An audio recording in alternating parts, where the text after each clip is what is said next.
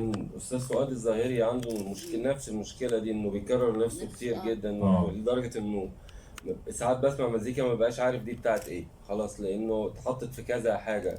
انما استاذ علي اسماعيل كان اهو ما بيكررش نفسه، كل مره عمالين بنسمع كموسيقيين ايه النص بيمول اللي طلع له دوت، وايه يعني بيقعد يعمل حاجات مش لا منطقيه، هو طول الوقت عايز ينجح. نفس حته المزيكا، النقلات وتحولات اه صعبه. جد شقاوة. هو جواه جرعة مزيكا هو بيتحدى عمالة. نفسه، يعني هو بيلوي دراع بيصعبها على نفسه.